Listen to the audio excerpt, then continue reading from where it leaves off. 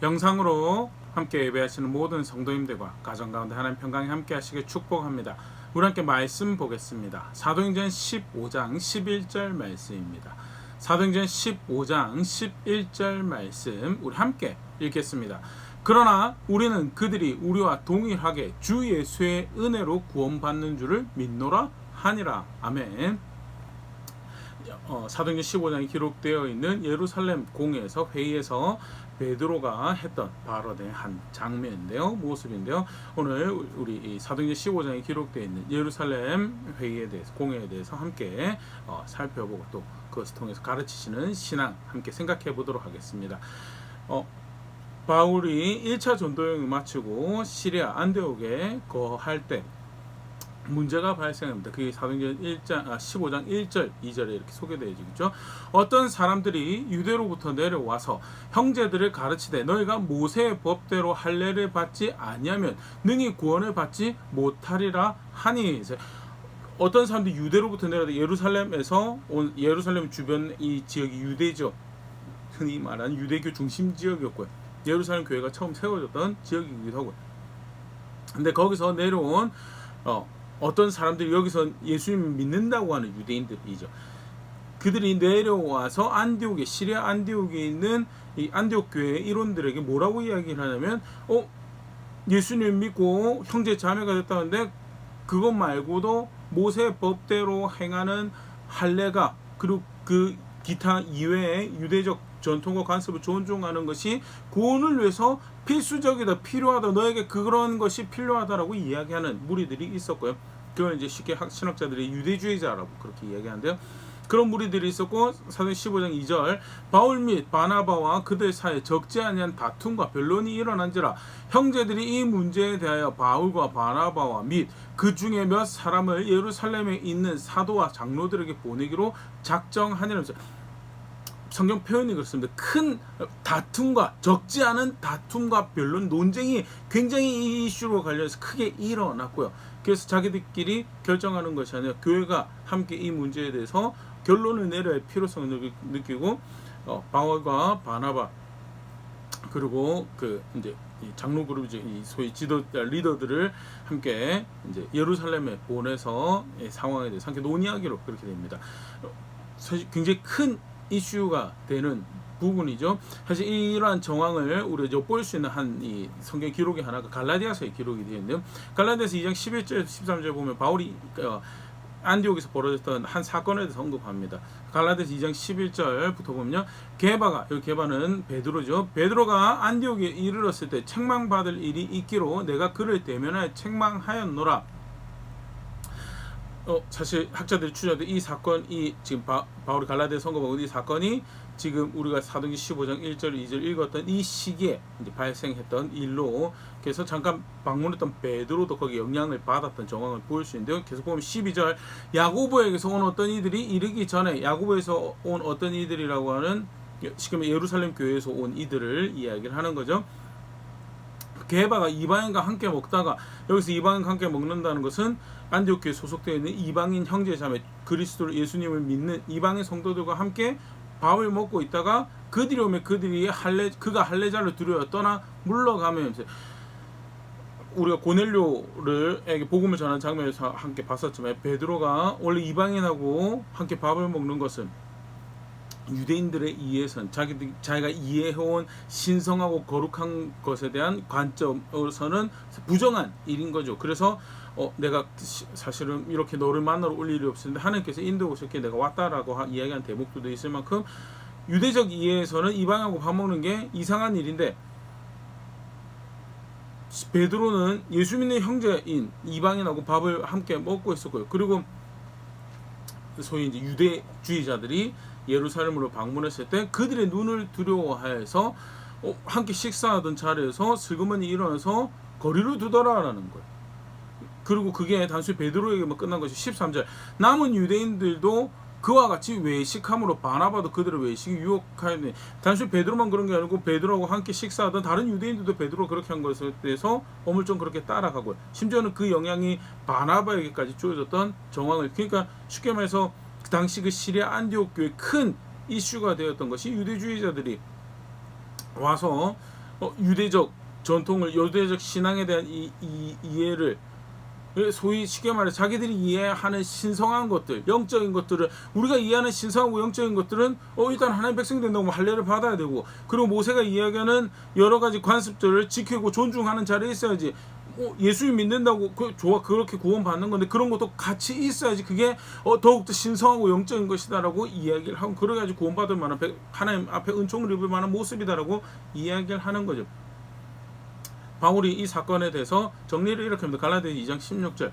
사람이 의롭게 되는 것은 율법의 행위로 말미암으며 오직 예수 그리스도를 믿음으로 말미암는 줄 알므로 우리도 예수 그리스도를 믿나니 이는 우리가 율법의 행위로서가 아니고 그리스도를 믿음으로써 의롭다함을 얻으려 함이라. 율법의 행위로서는 의롭다함을 얻을 육체가 없는, 우리가 믿는 신앙은 예수님을 믿는 믿음으로 의롭다 여겨지는 것이다. 우리 율법의 행위, 어떤 유대적 관습, 커스텀, 이해하는 신성한 것들, 그런 것 쫓아서 되는 것이 아니고 예수 그리스도를 믿는 믿음으로 의롭게 여김 받는 것이고 하나님 그 구원을 얻는 것이다. 그게 이제 쉽게 말해서 예수님한테 받은 복음이고 우리가 전하는 복음이고, 베드로라 하더라도 바나바라 하더라도 그런 이해에 동조하여서 움직여지는 것은 그릇된 것이, 유대주의자들이 주장하고 이해하는 것들에 대해서 동조해서 움직이는 것, 그건 그릇된 것. 더더군다나 교회 안에서 그렇게 하는 것은 그릇된 것이다. 굉장히 큰 이슈죠. 그렇게 단순히 유대적 전통을 존중했느냐 존중하지 않았느냐의 문제가 아니고 신학적 이슈는 예수님만이 진짜 구원이냐 아니면 예수님 플러스 유대적 관습을 하는 것이 구원이냐라는 거. 근데 왜 예수 믿고 구원받고 교회가 됐다라고 하면서, 그의 지체가 됐다라고 하면서, 사도행전 앞에 우리가 쫙 살펴봤지만요, 모일 때마다 성찬하고 그의 지체다라고, 그가 우리의 구원이다라고 고백하면서 어떻게 이룰 수 있는가라고 했을 때, 사실은 그들이 오랜 시간 토양을 두고 뿌리를 내던 신앙의 이해가, 영적인 것의 이해가, 사실 그런 이해가 있었죠. 간단하게 하나 보면요, 출애굽기 14장 48절 12장 48절인데 첫 번째 유월절을 제정하시던 장면에서 하나님께서 이런 말씀하십니다.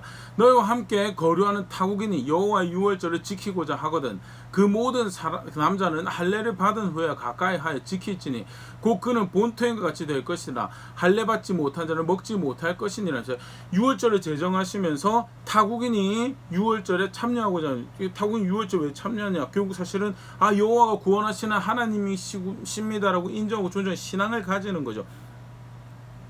하나님이 구원이신, 여호와 하나님 구원이신 것을 인정하고 그 은총을 받고 그 은혜를 바라는 신앙의 모습을 가진다라고 할 때 뭘 해야지 되느냐, 유대화 되어야 돼. 할례를 받고 아브라함의 우선처럼 할례를 받고 유대적 관습을 따르는 그 자리가 은총을 입을 자리로 편입되어지는 자리고요. 그런 이해로 처음 사실 출애굽기 12장 이 사건 이후로 1500, 그때부터만 카운트하도 1500년 동안을, 약 1500년 동안을 그런 식으로 생각하고 살았던 백성들입니다. 그러니까 아무리 예수님이 오셔서 구원을 베푼다라고 하지만 그들이 이해하는 그 구원을 받기에 합당한 것은 예수님도 사실은 유대인에게 주신 약속의 그 구원으로 오신 분이시고, 그러니까 은총을 누린 자리에 있기 위해서는 유대인이 되어야 되는 거고, 그래서 할례를 해라고 대표적인 모습이 유대인이 되어야 되는 거고, 거기서 플러스 예수님 하는 것이 그게 구원받는 모습이다라고 주장을 하는 그 신학이 이제 만들어지고, 사실은 베드로도 바나바도 휩쓸려서 거기 지나가는 모습 굉장히 사실 큰 이슈였죠. 그래서 그걸 이제 정리하기 위해서 예루살렘에 이제 회의를 하게 되는 것이 이제 사도행전 15장 이제 모습입니다. 예루살렘에서 회의를 하는 자리에 안디옥에서 바나바, 바울 그리고 다른 기타 리더들을 보내게 되는데요. 사도행전 15장 4절 예루살렘에 이르러 교회와 사도와 장로들에게 영접을 받고 하나님이 자기들과 함께 계셔 행하신 모든 일을 말하며, 안디옥에서 파견받은 안디옥 교회 리더들이 사실은 안디옥 교회는 물론 이방에 흩어져서 다른 지역, 예루살렘 외에 다른 지역에 특히 이제 그 팔레스타인 경계를 넘어가는 지역에서 복음이 전해지고 하는데, 특별히 이방인들이 많은 퍼센테이지를, 많은 그 구성원들을 가지고 있었던 교회가 안디옥 교회고, 먼저는 뭐 우리가 앞서 살펴봤죠. 안디옥 교회 복음이 전해지면서 그 지역들 가운데 하나님께서 행하셨던 일에 대해서 이야기하셨을 거고 추정해 볼 수 있고요. 두 번째는 바나바와 바울이 구브로와 지난 시간 살펴봤죠. 밤빌리아와 갈라디아 지역을 사역하면서 이방인 지역에서 복음이 전해졌을 때 그들이 하나님 복음을 받고 그 가운데 하나님께서 행하셨던 일들에 대해서 쭉 이야기를 하겠죠. 그런 정황들을 하나님께서 예수 그리스도 안에서 그들 하나님 백성을 받으시더라. 유대화되는 것이 구원의 조건이 아니고 예수 그리스도를 믿는 것이 구원이다. 예수님 말고는 다른 구원이 없는 거예요. 사실 갈라디아 내용이 거기 더 이제 더 가득 그런 부분에 담겨져 있는데요. 그렇게 바울과 바나바 리더들이 안디옥 교회 리더들이 이야기를 할 때 이제 더 이 안디옥까지 올라와서 그런 그릇된 신앙적 이해를 신학적 이해를 펼쳐냈던 더 이제 짙은 색채를 맞닥뜨리게 됐어요. 사도행전 15장 5절 바리새파 중에 어떤 믿는 사람들이 일어나 말하되 이방인에게 할례를 행하고 모세 율법을 지키라 명하는 것이 마땅하다 하니라면서 예수님 플러스 그걸 더 해야지 은총을 입는 자리에 있는 것이다라고. 그들이 예수님 믿는다고 했으면 은총을 입는 백성처럼 사실 유대화하는 그런 것들을 하도록 해야지 그게 마땅한 바 그게 신앙이다 그게 은총을 입는 자리에 있는 거다라는 주장을 하고 특별히 이제 그렇게 설명하고 있습니다. 바리새파 중 어떤 믿는 사람 바리새인들 중에서도 복음을 받아들이는 사람들이 있었던 정황도 보일 수 있지만요. 반대로 복음을 받아들인다고 했는데 결국 자기의 신학적 이해, 신성에 대한 이해 안에서 갇혀서 결국 사실은 복음이라는 것을 더해 넣은 그런 정황, 안타까운 정황들도 이제 보일 수 있죠. 사실 예수님 믿는다라는 것은 가치관이, 세계관이, 영적인 세계에 대한 이해가, 육적인 세계에 대한 이해가 송두리째 예수님을 중심으로 해서 대전환이 발생하는 것인데 여전히 자기가 이해하는 거기다 예수님이라는 이 변수를 집어넣은 정도의 이해를 가지고 있었던 정황들도 보일 수 있고요. 그런 유대주의자들의 반론을 이제 맞닥뜨리게 됩니다. 그때 베드로가 이제 이야기를 하게 되죠. 7절부터 15장 7절부터 11절 말씀 같이 보면요. 많은 변론이 있은 후에 베드로가 일어나 말하되 형제들아 너희도 알거니와 하나님이 이방인들로 내 입에서 복음의 말씀을 들어 믿게 하시려고 오래전부터 너희 가운데 나를 택하시고 중심지였던 예루살렘을 떠나서 요바로 향했던 베드로의 여정들을 연상시키는 그런 표현이고요. 그 가운데 가이사랴 가서 고넬료를 만나게 되죠. 8절 또 마음을 아시는 하나님이 우리에게와 같이 그들에게도 성령을 주어 증언하시고 대표적인 사건이 고넬료에게 복음이 전해질 때 사실은 베드로의 표현을 볼 때 베드로가 고넬료에게 성령이 임하실 것을 기대하고 복음을 전했던 것 같지는 않아요. 그냥 순종하는 자세에서 어째 이방인이 나를 보려고 하느냐라고 이야기하고 사실은 이방인하고 밥 먹는 것은 우리 이해에서는 바른 것이 아니다라고 이야기하는 그런 정황에서도요. 그가 하나님이 고넬료에게 뭔가를 할 거라고 기대하고 갔던 것 같잖아요. 그러나 분명히 그 앞에 사인으로 보여주신 것들이 있기 때문에 거부하지 않고 순종하는 정도로 움직였던 정황들이 있었고요. 그러나 그때 성령께서 고넬료에게 그리고 복음을 듣던 고넬료 가족들에게 고넬료 식솔들에게 임하시는 것을 보았죠. 그걸 이야기하면서 9절 믿음으로 그들의 마음을 깨끗이 하사 그들이나 우리나 차별하지 아니하셨네. 예수 그리스도 복음 안에서 유대인 헬라인 유대인 이방인 차별하지 않으시더라는 하나님의 영이 그들 가운데 역사하셔서 거듭나게 하시고 하나님의 거룩함을 담아내는 성전으로 여기시고 그들과 함께 하시는 이들이 그들 가운데 펼쳐지더라는 10절 그런데 지금 너희가 어찌하여 하나님을 시험하여 우리 조상과 우리도 능히 매지 못하던 멍에를 제자들의 목에 두렸느냐 하면서 굉장히 사실 흥미로운 표현들이 많이 등장하는데 먼저는요. 우리 조상과 우리도 매지 못하던 멍에가 결국 사실 모세의 율법을 쫓는 전통적 유대적 관습들을 이야기를 하는 거죠. 매지 못했죠. 법을 가지고 있습니다. 법을 가지고 다 그거 지켜서 하나님 앞에 의롭다고 여김받을 수 있는 사람은 단 하나도 존재하지 않았다라는 것이. 그래서 결국 유대인들을 위해서 바리새인들을 위해서도 누가 오셔야 되는가? 예수님이 오셔야 되는 것이 사실은 그들이 가지고 있던 멍에와 그들의 삶의 정체죠. 그래서 거기서 구원이 안 나서 하나님의 아들이 오셨는데 그런데 그 하나님 아들이 구원이다라는 그 이해에다가 어떻게 다시금 그 멍에를 더해서 하나님을 시험할 수 있느냐는 분명히 이게 구원이라고 성경에서 가르치고 있는데 자기 마음대로 뭐가 더 신성할 것, 뭐가 더 영적일 것 같은지 거기에 더해 넣어요. 그게 결국 뭐 하는 거냐? 이래도 구원 주실 수 있습니까? 라고 하나님을 시험하는 굉장히 악한 모습인 거에 대해서 바울이 표현을 그렇게 하면서 오늘 이것도 요즘의 말씀이 그렇게 결론을 냅니다. 그러나 우리는 그들이 우리와 동일하게 주 예수의 은혜로 구원받는 줄을 믿노라 하니라. 하나님께서 나를 통해 행하셨다는 사역들, 그 여정 가운데 가르치는 것, 먼저 예수 그리스도를 통해서 가르침 받았던 부분들을 종합해서 볼 때 결국 예수 그리스도의 은혜로, 예수 그리스도를 통해서 베푸신 그 하나님의 은혜로 구원받는 거다라는 거에 대해서 다시 분명히 명시를 하면서 이 회의의 이 주제나 뭐가 문제인지를 다시 분명히 이렇게 확인하는 그런 이야기를 하게 됩니다.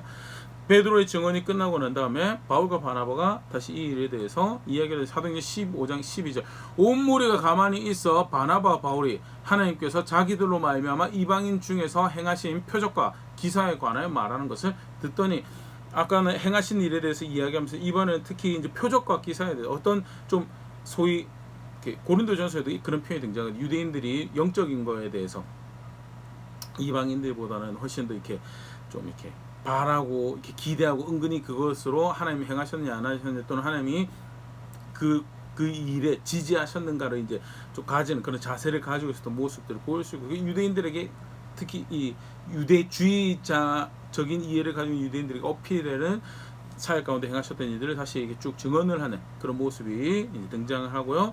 그 이야기가 토론 끝에 이제 야고보가 이 회의를 이제 결론을 내는 장면에서 아모스 선지자의 말씀을 인용해서 이렇게 이야기를 하게 됩니다. 사도행전 15장 16절인데요. 이후에 내가 돌아와서 다윗의 무너진 장막을 다시 지으며 또 그 허물어진 것을 다시 지어 일으키니, 아모스 선지자를 통해서 말씀하셨던 부분인데, 다윗의 무너진 장막을 다시 일으킬 것이다, 지을 것이다. 여기서 다윗의 장막은요, 실제로 다윗이 지었던 장막을 의미하는 게 아니고 다윗의 왕권을, 다윗의 왕국을 의미하는 거. 아모스 선지자 문맥 안에서 의미하는 여기서 말하는 다윗의 장막은요, 특별히 다윗의 효동을 쫓아서 올 메시아, 그 하나님 백성에게 약속하신 그 하나님 나라를 펼쳐갈 메시아를 통해서 펼쳐지는 나라를 의미하는, 그 메시아의 나라, 하나님 나라를 내가 세울 것이다라고, 물불이 흩어지고 망하게 되고 심판 앞에서 그렇게 흩어지지만 결국 하나님께서 다시 하나님 나라를 세우시고 거기서 하나님 백성으로 은총을 누리게 할 것이다라는 것을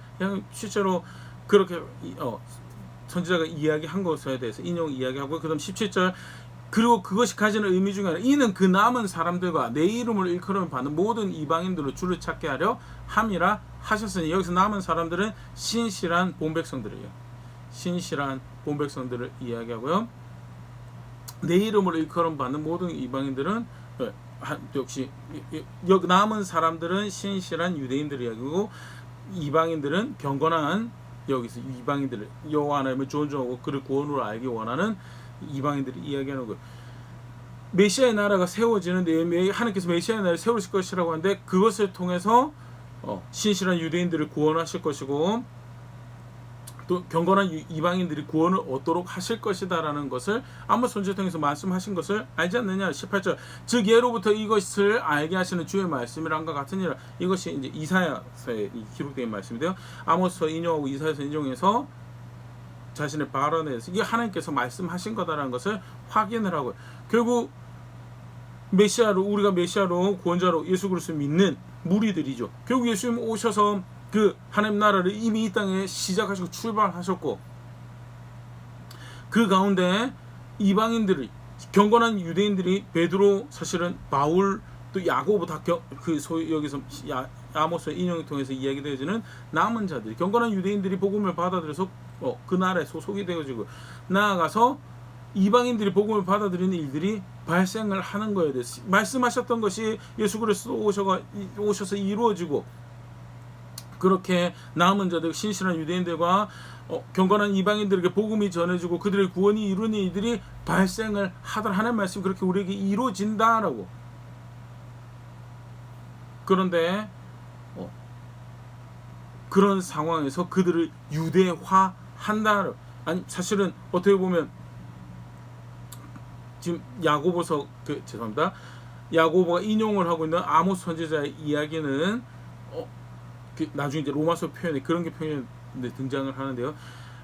일종의 유대 그 모세의 법을 쫓아서 모세의 관습을 쫓아서 임하는 구원보다는 하나님께서 더 직접적인 간섭으로 개입으로 주시는 구원을 의미하고 이야기를 하고 있는 거죠. 그렇게 하나님께서 하나님의 일을 행하실 것에 대해 순전한 은혜로 은총으로 그 일을 행하실 것에 실질적으로 그 일이 이루어지고 있는 부분에서 그 다음 결론을 그렸습니다. 19절 그러므로 내 의견에는 이방인 중에서 하나님께로 돌아온 자들을 괴롭게 하지 말고 유대 관습으로 그들을 괴롭게 하지 말고 20절 다만 우상의 더러운 것과 음행과 목매어 죽인 것과 피를 멀리하라고 편지하는 것이 옳으니 아모스 선지자를 통해서 말씀하셨던 것이 오늘 우리에게 이렇게 성취되었고 또 성취되어 가고 있는 중이고 초림으로 끝난 것이고 재림하실 때까지 그 여정을 이야기하는 거죠.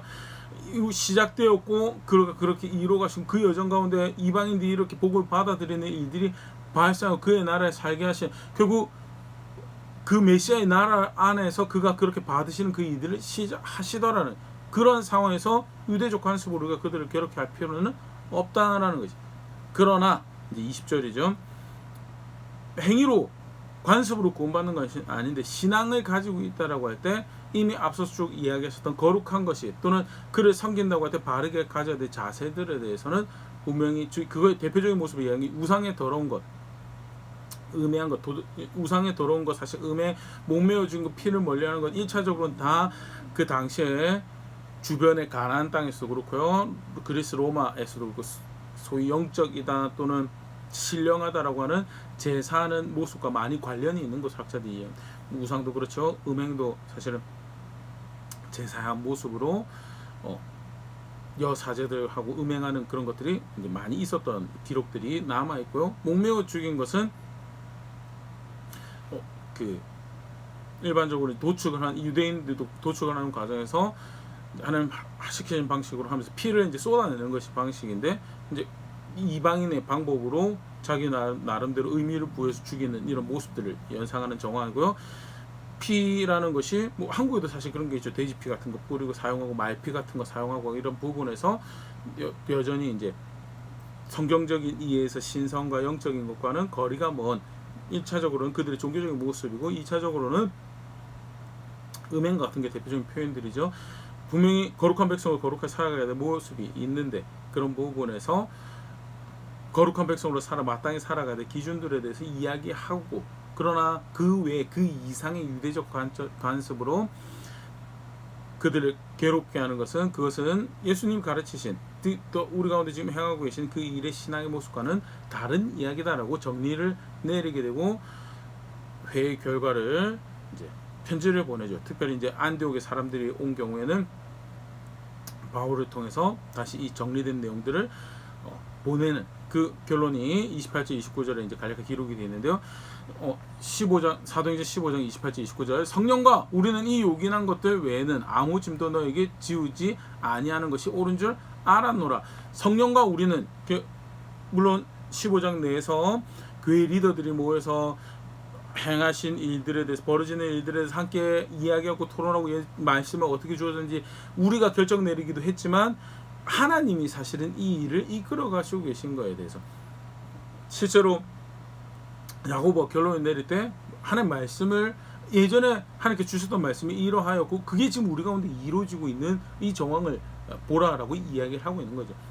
그래서 하나님께서 우리 가운데 행하시는 이 모습에 대해서 이 다수 우리의 결정이고 하나님과 그 신실한 리더들이 결정했다는 것을 이야기하면서 이 요긴한 것들은 이제 그 다음 절에 소개가 됩니다. 이 요긴한 것들이 29절 우상의 제물과 피와 목매어 죽인 것과 음행을 멀리 할지니라 이에 스스로 상가면 잘 되리라 평안함을 원하노라 하였노라 하면서 하였더라 하면서 아까 지금 잠깐 이야기 드렸던 기본적으로 하나님을 어떻게 섬기는 것이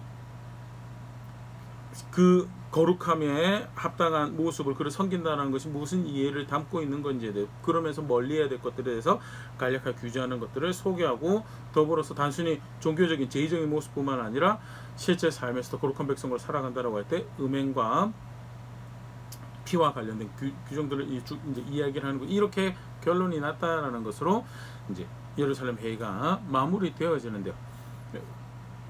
굉장히 이제 흥미로운 일이 발생했는데요. 굉장히 큰 의의를 가지고 우리가 간단히 살펴보고 첫째 문제가 뭐였는가에 대해서 뭐가 이슈였는가라고 할 때 예수님을 믿는 것만이 유일한 구원이다라는 거에 대해서 지금 신학적으로 도전을 받고 그 앞에 사실은 교회 안에서 간단 여러 이제 소소한 문제들이 있는 정황들이 우리가 사도행전 본문 안에서도 봤었는데요.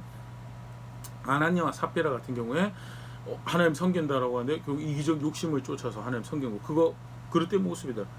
6장 같은 경우에 초대교회 이제 집사님들이 세워지는 장면에서도 사실은 이 교회 안에서 공정함에 대해서 서로 좀 의심하면서 원망하고 불평하는 일들이 발생을 했죠. 결국 헬라파 유대인들 리더가 세워지는 것으로 그 원망과 불평에 대해서 오해에 대해서 이제 종식되어지는 그런 일들이 펼쳐지는데요. 그러나 교회 안에서 자기 이기적 욕심 쫓아서 하나님 섬긴다라고 한 거, 원망과 불평하는 거 사실은 다 합당한 모습이 아닌 것들에 대해서 또 간단하게 관련해서 시몬 마고스라는 사람에게 복음이 전해졌을 때 돈으로 그 은사를 살 수 있는 것 같은 그런 이상한 이해를 이제 보여줬던 그런 정황에서도 그런 그릇된 이해들에 대해서 방지하는 또 이렇게 맞닥뜨리면서 방지하는 그런 모습들을 우리가 살펴봤었는데요. 비교가 안 될 큰 이슈죠. 예수님 믿는 것만이 유일한 구원이다. 어떻게 보면 우리에게 너무 당연한 건데요. 근데 당시 유대적 전통에서 살았던 사람들, 서로 편입되어지는 이방인들 그 사이에서 예수님이 가르쳐줬던 것이 다시 분명히 확인되어질 필요가 있는 그런 정황이었고요. 무엇을 다시 확인하는 거예요? 예수님 믿는 것만이 유일한 구원에 다른 구원이 없다는 거예요. 유대인들 보기에는 야 그래도 할례받고 하는 것이 훨씬 더 영적이고 신성한 것이지 그 모세가 이야기했던 여러 몇 가지 관습들 쫓아가는 것이 훨씬 더 경건한 것이지라고 주장할 수 있는데 유일한 속량은 예수 그리스도 안에 있는 것이다. 로마서 3장 9절. 그러면 어떠하냐? 우리는 나으냐? 결코 아니라. 바울이 여기서 우리는 나으냐? 유대인들이 낫냐는 아니라. 유대인이나 헬라인이나 다 죄 아래에 있다고 우리가 이미 선언하였느냐. 유대인에게도 구원이 필요하고 헬라인에게도 이방인에게도 구원이 필요하고 결국 예수님은 유대인에게 주신 약속을 쫓아 오시긴 하셨지만 그 말인즉 유대인도 예수님 통한 구원이 필요하고 약속밖에 소망밖에 있었지만 그 헬라인에게도 구원을 주시기 위해서 오신 분이 예수님이시다. 그 이야기 결론이 너무 유명한 말씀이 로마서 3장 23절 24절. 모든 사람이 죄를 범하였으면 하나님의 영광에 이르지 못하더니 그리스도 예수 안에 있는 성량으로 말미암아 하나님의 은혜로 값없이 의롭다 하심을 얻은 자 되었느니라. 예수 그리스도 안에 있는 성량으로 말미암아 하나님의 은혜로 의롭다 하심을 얻은 것이 기독교에서 이야기하는 구원이고 오직 예수님만이 그를 믿는 것만이 구원받는 방법이고 플러스 알파 또는 마이너스 알파 하는 거 절대 아니다. 예수님 믿는 것만이 유일. 초대교회에서 다시 여러 가지 이슈가 있는 건데 모여서 결정을 합니다. 뭐가 진짜 우리에게 주어진 구원이고 우리에게 주어진 복음이고 예수님 믿는 것만이 그게 구원이다. 그게 성경대로 우리에게 주어진 구원이 로마서 3장 21절. 이제는 율법에 하나님의 한 의가 나타나서 율법과 선지자들에게 증거를 받은 것이. 보면 아까 그 베드로의 증언에도 그런 표현이 들어가 있었죠. 우리 조상들도 매기 버거워하는 멍이었다고. 맞죠? 실제로 율법에서 나는 의가 아니에요. 율법의 성취고 완성으로 예수님께서 오셨지만요. 그 사람들이 소소하게 가르치는 거 하나하나 다 틀리지 않고 다 살아내서 얻어낸 의가 절대 오히려 그 법 밖에서 하나님께서 은혜로 주어지는 의가 예수님은 그런데 그럼에도 불구하고 그것이 또한 말씀 안에서 이미 약속되어지고 가르쳐진 바 성경대로 우리에게 주어진 구원이 예수님. 그래서 쉽게 말해서 성경에서 말씀하는 하나님 나라 모두 다 예수님을 통해서 이해되어져야 되고 성경에서 말하는 하나님 나라에서 은총 그 영원 생명 그 소위 말하는 웰빙 다 누굴 통해서 누구 안에서 이해되냐 예수님 안에서 이해되어야지 다른 구원 없다는 소위 생각하는 다른 여러 신성한 것들 복이 될 만한 것들 이게 더 경건하고 이게 더 은총을 입을 만한 것이지 예수님 따르는 자리에 있지 않으면요 예수님이 유일한 구원으로 그를 주라고 그를 그리스도로 그를 따르는 자리에 있지 않으면 아무리 신성해 보이고 아무리 영적인 보이고 감각들이 속여서 그럴싸해 보이는 것들을 만들어낼 수 있지만 그거는 절대 아니다라는 것. 예수님 믿는 것만이 예수님 믿는 겁니다. 그래서 예수님께서 가르치신 대로 아버지 말씀 중 거룩한 거 추구하고, 간단하게 소개되어진 피를 멀리하고 음행 멀리하고 우상의 더러운 것들 멀리하고, 그 이야기가 나왔던 것이 그런 정황이고요. 예수님 믿는 것만이 유일한, 다른 소망이 없고, 과거에도 그렇고 현재도 그렇고 미래에도 그렇. 예수님 믿을 때는 구원이었던 것 같아. 근데 믿고 나서 보니까 뭔가 조금 더 양념을 쳐야 될 것 같아. 사실 그런 정황들이 지금 우리가 오늘 살펴보고 있는 배경에 그 안에 벌어지는 일이 지금도 사실은 그렇게 쉽게 벌어지죠. 근데 예루살렘 공회는요, 분명히 확인합니다. 이 편지와 이 기록을 받아든 모든 교회 성도들에게 예수님만이 구원, 예수님 믿는 것만. 그래서 그가 기뻐하신 뜻을 이루고 살아가는 것이, 그것이 과거에 그를 믿을 때도 현재도 구원이고, 미래에 다양하게 만나는 사건과 상황들 가운데서도 무엇이 나의 도움이 되고 구원이 될 건가라고 할 때 예수님만이 구원이다. 절대 속지 말고 그 길을 흩어져. 소위 생각하는 여러 양념들, 여러 경건한 것들, 영적인 것들, 예수님만이 구원이다. 예수님만이 구원이시. 예수님 믿는 유대인들 뿐만 아니라 예수님 믿는 이방인들도 그대로 복음의 수혜자로 그들의 은혜가 주어진다라는 것이 오늘 회의 또 다른 하나의 결론이지. 그래서 그들을 유대적인 것을 뒤집어 씌워서 괴롭게 하지 말자라는 것이 중요한 또 하나의 결론이었는데요. 사실 유대인들이 중요한 의미를 가집니다. 처음에 최초로 선택받았던 백성들이었죠. 아브라함이 선택되어지고 그들의 후손이 선택되어지고, 그 선택에 놀라운 하나님의 은혜가, 하나님의 말씀이 그들을 통해 주어지고, 성막이 그들을 통해 주고, 온 지구상에서 유일한 합법적인 제단을 가지고 여호와 하나님을 섬겼던 백성들이 유대인들이, 특별한 사역자 뿐만 아니라 하나님께서 하나님 백성 그렇게 유대인들이 하나님 백성이다라고 선택하셨을 때 본래 하나님 백성을 통해서 나타내시고 오셨던 바들을 너희를 통해서 내가 하려고 한다라고 말씀하셨던 대표적인 모습이 하나 스가랴 8장 22절 23절이죠. 많은 백성과 강대한 나라들이 예루살렘으로 와서 만군의 여호와를 찾고 여호와께 은혜를 구하리라. 하나님을 향해서 은혜를 구한다라고 예루살렘으로 와서 유대인들 통해서 그 일을 하겠다라는 거죠. 23절 만군의 여호와가 이와 같이 말하노라. 그날에는 말이 다른 이방 백성 10명이 유다 사람 하나의 옷자락을 잡을 것이라. 곧 잡고 말하기를 하나님이 너희와 함께 하심을 들었나니 우리가 너희와 함께 가려 하노라 하리라 하시니라 하면서, 그 하나님께 선택한 특별한 사역자로, 특별한 소유로, 왕같은 제사장으로 하나님은 어떠하시면 드러낼 특별한 사역자로 유대인들을 택하셨어요. 결과가 뭐죠? 그래서 예수님을 유대인으로, 그들의 약속의 성취로 예수님을 보내주셨어요. 실제로 그 일이 발생을 했죠. 예수님이 예루살렘에서 십자가에 못 박혀 죽으시고, 그 예루살렘에서 구원이 선포되어지고 실로 놀라운 일들이 발생을 하였어요. 그러나 거기서 끝이죠. 옛날처럼 그랬기 때문에 유대화 되어야지, 할례 받고 유대화 되어야지 구원받는다는, 어떻게 해서도 유대인과 특별한 관계를 가지고 유대인과 원만한 관계를 가진 것이 구원이 된다는, 아니 예수님 구원인데 에이전트로 특별한 사역자로 예수님 오시는 길을 신실한 신앙의 선배들이 예비하고, 또 먼저 받았던 복음을 받았던 유대인들이 복음을 이방인에 갖다 나르는 그런 일들도 했었죠. 특별한 사역자. 근데 그걸로 끝인 거예요. 실제로 유대화된 이방인들에게 히브리어로 예배받는다라고 이야기 안 하시고요. 요한계시록 7장 9절 10절 이후에 내가 보니 각 나라 족속과 백성과 방언에서 아무도 능히 셀 수 없는 큰 무리가 나와 흰옷을 입고 손에 종려가지를 들고 보좌 앞과 어린 양 앞에 서서 큰 소리로 외쳐 이르되 구원하심이 보좌에 앉으신 우리 하나님과 어린 양에게 있도다. 구원이 어디냐고 하나님과 어린 양에게 있다고. 유대화되는 게 아니고요. 모든 이방인들이 경건한 이방인으로 유대화되어져야 되는 것이, 그게 궁극적 신앙의 모습이 아니고요. 각 나라와 족속과 백성과 방언에서 예수 그리스도의 사람이 일어나서 자기들에게 주어진 언어와 무언화들을 가지고 그 하나님 앞에 구원이 하나님과 어린 양에게 있다라고 이야기하는 마지막 때의 모습으로 이야기되어집니다. 성경에 가르치고 있는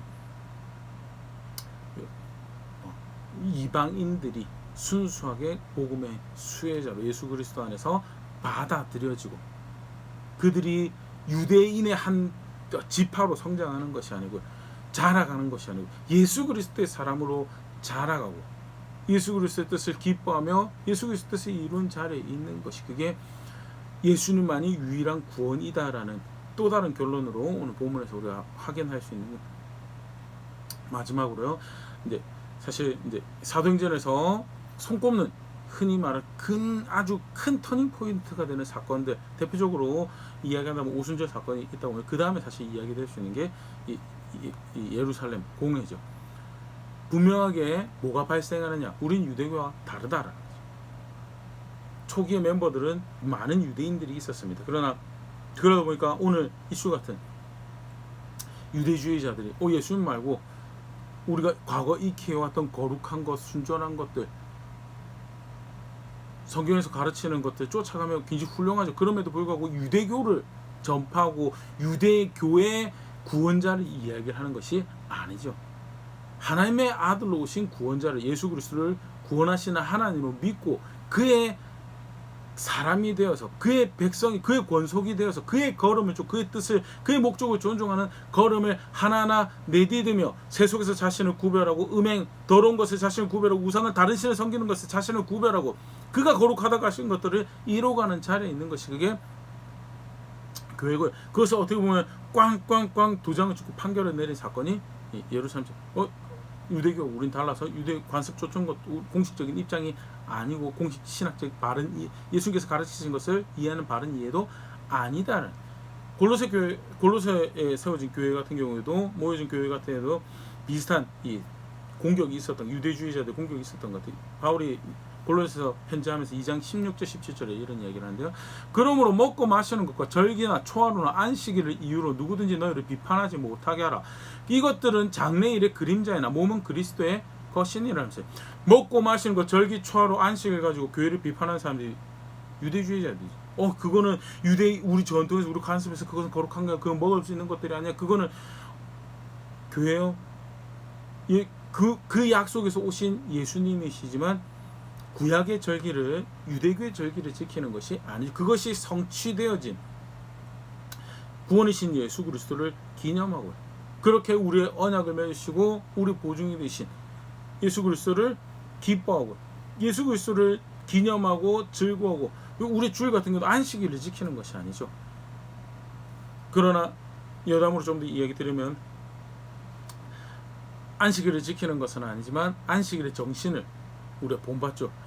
구별된 백성이 구별된 은혜를 어떻게 구별하여서 바라보고 향하고 살아갈 건지를 일상에서 스스로를 하루를 완전히 구별하여서 예배하는 것뿐만 아니라 그 안에서 안식하면서 그를 통해서, 그 구원하신 하나님 통해서 주어진 안식을 헤아리고 그 구원을 헤아리고 나아가 그 안식을 향해, 그 최종적으로 주어진 안식과 구원을 향해서 나아가는 삶을 살아갑니다는 그 안식일을 통해서 하나님께서 백성들을 단련시켰던 경건의 훈련의 모습이고, 우리 주일 같은 경우에도 안식일은 아닙니다. 주일 성수 제대로 한다고 해서, 안 한다고 해서 막 죽고 주일 성수 제대로 했기 때문에 구원받을 거다라는 그런 확인을 교회에서 해주지는 않습니다. 절대 그렇지 않죠. 그러나 세상살이 하면서 훨씬 그거보다 더 구별할 것들이 많은데 어린 아이의 나이에서 그 구별하는 것들을 훈련해가는 경건의 훈련의 모습으로 주일 성수를 굉장히 강화하고 강조해서 이야기하는 것은요, 절대 오해하지 말아야 될 게, 안식일, 유대 전통에서 안식일을 지킨다는 이해보다는 그 정신과 하나님께서 본 백성을 그렇게 훈련시켜왔던 경건의 훈련을 본받는 그런 측면에서 사용을 하고 있는 거예요. 유대교와는 다른 신앙이다. 우리 기도도 물론 아까도 잠깐 특별한 사역자였죠. 그들의 언어로 처음 말씀이 주어졌습니다. 그들의 관습 가운데 그 하나님 섬긴 것들이 녹아져 들어왔고요. 그래서 그들이 어떻게 하나님을 알고 섬기고 경건의 훈련들을 해왔던가 참고하죠. 그리고 히브리어라는 언어가 그들 문화 안에서 어떻게 표현되어지고 어떻게 그것이 계시를 담아왔는지에 대해서, 거기에 대해서 관심 가지고 공부하는 것들은 충분히 의미를, 처음에 그들이 그렇게 말씀을 받았어요. 그러나 그 이상의 것이 아닙니다. 아까도 얘기했던 유대인하고 특별한 관계를 맺는다고 해서 이스라엘 사랑해야죠. 예루살렘 사랑하고 유대인들 사랑해야죠. 어떤 차원에서? 복음이 필요한 이들에게 복음을 전해주는 측면에서. 예수님도 그들을 사랑하셨기 때문에. 그러나 그것이 일본 사람, 중국 사람, 또는 미국 사람, 브라질 사람, 남미 사람 사랑하는 것보다 더 특별한, 그래서 그걸 더 특별하게 여기면 은총을 받을 거라는 이런, 오늘 분명히 다시 우리 이 말씀을 확인할 수 있지만요, 예수님이 구원이고 예수님만이 구원이고, 거기에다 플러스 알파 하는 거, 그거는 하나님을 시험하는, 광야에서 이스라엘 백성들이 광야에서 죽임 받을 수밖에 없던 행동을 한 것과 똑같은 일을 하는 거다라는 거예요. 간단하게 오늘 사도행전 15장 기록되어 있는 이 예루살렘 공회 사건 함께 살펴봤는데 꼭 하나 우리 같이 또 기억할 수 있으면 좋을 것 같습니다. 예수님만이 구원입니다. 과거에도 구원이었고요, 현재에도 구원이고, 미래에도 그가 구원이다.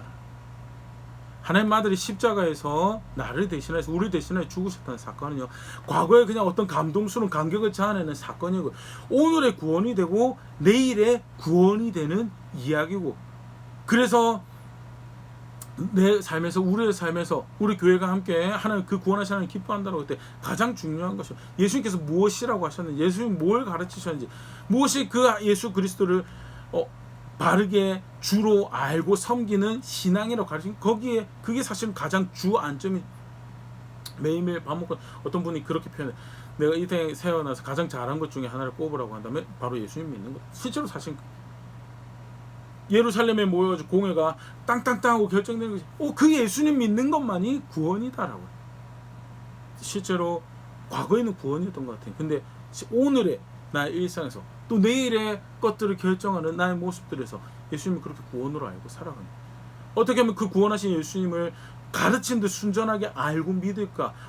오늘 우리가 본 것처럼요, 똥물이 많이 튑니다. 유대주의자도 있고 인사주의자도 있고 교회사에서 반복적으로 드러나는 가르치신 신앙 말고 자기 마음대로 더하고 빼는 시도들이 있는데, 어떻게 하면 예수 그리스도를 가르치신 그대로 알고 믿을까, 그리고 그에게 합당한 고백들을 올려드릴까 고민하며 살아가는 것이 사실은 그를 구원으로 아는 실제적인 모습이죠. 과거에 좋은 경험들을 했는데 미래의 구원이 아니면요, 그러면 과거에 감동받는 것으로 끝나고, 내가 과거에 옛날에 그렇게 감동받아봤지, 근데 내일을 위한 도움은 다른 곳에서 다른 삶의 방식을 쫓아서, 다른 기준을 쫓아서, 다른 뜻과 목적을, 다른 철학을 쫓아서 내가 만들어 가봐야 되겠다는 그런 자리로 갈 수밖에 없다라는 거예요. 예수님은 그런 구원이 아니에요. 그리고 주 50년 예수님 예루살렘 모여서 다시 회의하면서 이것이 우리가 붙잡는 구원이고 신앙이다라고 결정 내렸던 모습도요, 예수님이 구원이다, 예수님을 믿는 그것만 구원이다라는 것, 잘 아는 이야기죠. 그러나 실제로 내 삶에서 어떻게 그것들을 고백해가고 있는가, 정직하게 말씀을 다시 돌아볼 수 있으면 좋을 것 같고, 가르치신 데 걸음걸음 선택하며 예수님을 그렇게 사랑하고 존중하고 그 뜻을 하나하나 기려내는 그런 선택들을 만들어가면, 우리가 주의 교회입니다. 주의 백성입니다. 걸음걸음 고백해가며 그렇게 자라가는 우리가 그런 교회가 될 수 있으면 좋을 것 같습니다.